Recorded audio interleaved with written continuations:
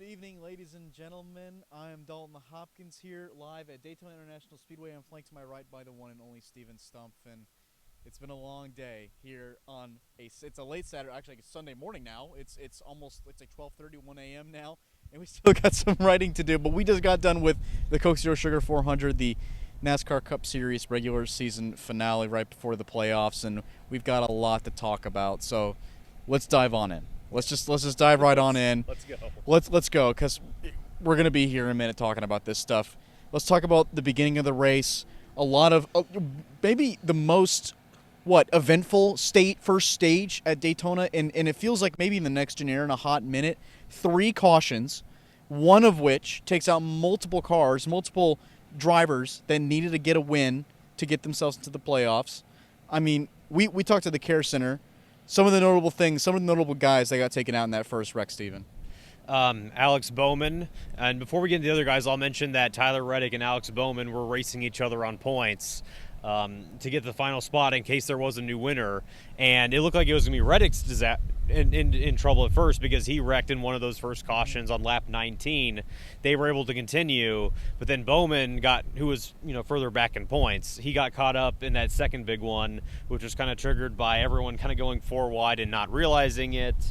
It collected Bowman, it collected Busch, it collected Zane Smith, and a bunch of other names that I could try and rehearse, but Noah Gregson also. Yeah, Noah Gregson, Ricky Stenhouse Jr. The list goes on, but yeah. So all of them, their days were pretty much done. That clinched Reddick's spot, and then Bowman, was the nervous wreck, having to wait 2 hours, watching to see what his fate would be. Bob Pockers came into the media, so I guess he actually did get to catch up with him, and I guess Alex Bowman said that in the final few laps, his hands looked like Bob Pockers' hands, which is, if you've seen Bob Pockers do interviews, that's pretty funny. But moving forward, talk about what happened after that. So we got to move on, right? And then who takes the lead after that? The man, the myth, the legend himself, Cody Ware, takes the lead. He inherits the lead, and he leads for, 22, 23? He led 23 laps. In fact, he led the third most laps of any driver today. That's incredible. And you know what? It's also incredible. He led more laps tonight alone than he ever has in his entire NASCAR career. I caught up with him after the race, got to talk to him, and he agrees. Like, this was perhaps the best night of his career, of his racing career, and he's looking forward to a lot more races. And Rick Ware looked somewhat strong. I mean, 20th place finish. That may not seem like much, but that's his second best finish so far this year for Rick Ware as a whole as well. So, a decent finish for those guys tonight. But then we gotta let's fast forward though. Let's fast forward. We gotta move through a lot of other stuff, and we can talk about the ending. So Joey Logano seemed like he was going to be the car to beat. Spins out with about 12 laps to go, if I'm not mistaken. Goes a lap down. We have a restart with 8 laps to go. And what I'd like to add here is that, they had been running like 20 green flag laps consecutively. Then Logano spins out, and, this is around the point where it's like usually, oh, God, there's 8 laps to go. Here comes the wrecks. And unbelievably, that did not happen. Green flag all the way. Went to distance. Went to the scheduled distance of 400 miles. We restart with 8 laps to go. And when you think about it, you think about the top 5 of that final restart. I think it was. Let me remember, because there's a lot of names I got to remember here. Justin Haley was up there. Eric Jones was the leader, if I'm not mistaken. Yeah. Chris Buescher, Ryan Preece were 4 of the top 5. But I'm not done, because then we got to go through the green flag. We have 8 laps. Talk about that finish. Talk about the lead up to that wonderful 4 wide finish that we'll get to here in a second. We're so used to, these races in the next-gen car ending with gridlock, 2x2, no one could go anywhere. And this was anything but. It was, again, a clean finish, 8 laps to the run. It wasn't just 2 laps. You guys were making moves. I feel like it was everything you could have asked for. But, first it looked like it was going to be Jones. Then he gets a push from Larson. It knocks him out. He unbelievably saves the car, though. He comes back to finish 5th.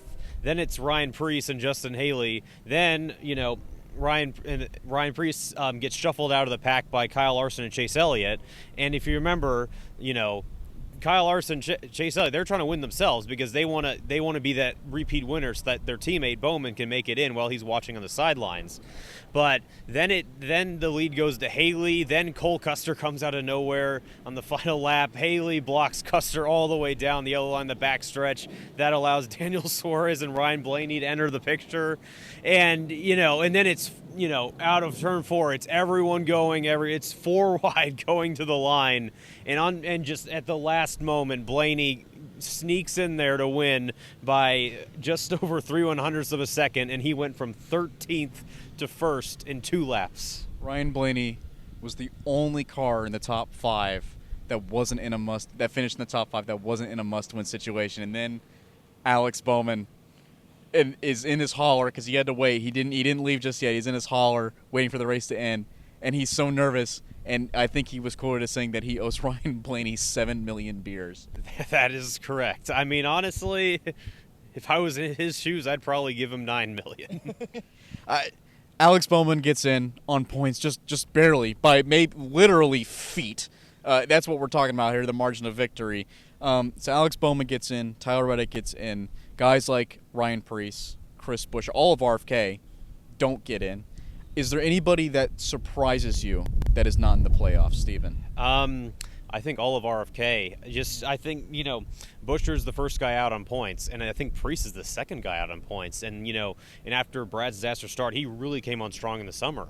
So it's like, I think the 3 RFK cars, I think they're the 3 strongest teams in the entire field that did not make it, and all of them missed. And they had the speed, but the wins just didn't work out. And when you think about long-term future, that's a bunch of money in the owners' points that they're not going to be making this year. So what ended up, what has been a great year so far is just going to end up in a really, really frustrating time. I have to agree. I think I saw somewhere they had the 3rd highest average finish, if I'm not mistaken, as a team. Yeah. So very disappointing end for them, but not a disappointing end for us tonight because we got to talk about it, right? You said before we started, we got to be fans for just a minute here because this, I think we both agree, this may be the best race at Daytona in the next gen era. Hands down, there wasn't much fuel saving because of the way the stages were and the way the cautions played out. Drivers were going all out, and it wasn't just 2x2. There were three lines, and a lot of it. Again, you can make the moves. This was also just so amazing because we had all these expectations about how it's going to be these races have played out the exact same way in this car. And it's the exact opposite of what we've gotten. It's what we've been wanting to see, what fans have been wanting to see. And, again, you couldn't have asked for a better race, in my opinion. You know what I like the most about it? It wasn't a wreck fest.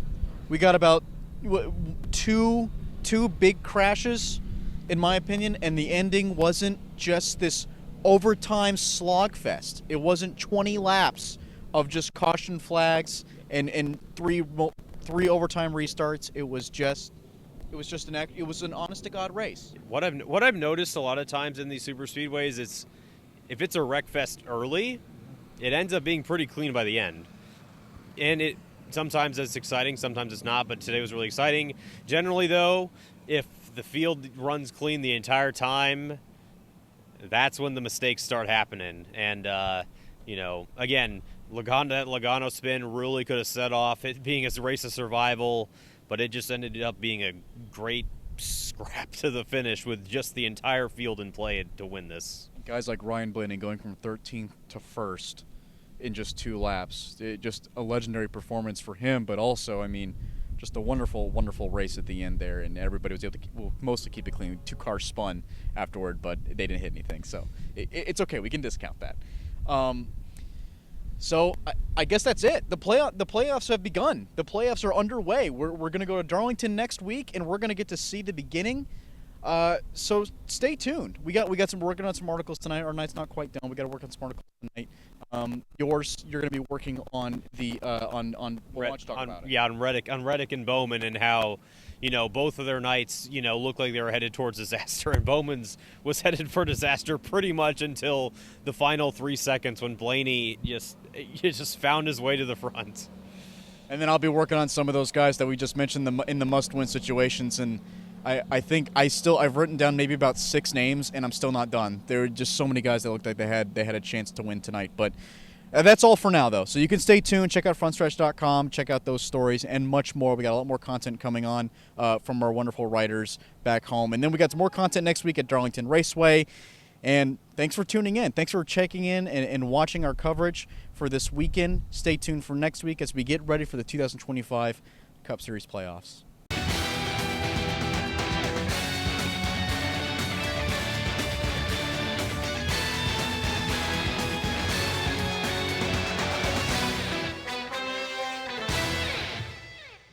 I'm Caleb Barnes with Frontstretch.com. Come back soon for more great racing videos, and if you like us, don't forget to hit the subscribe button.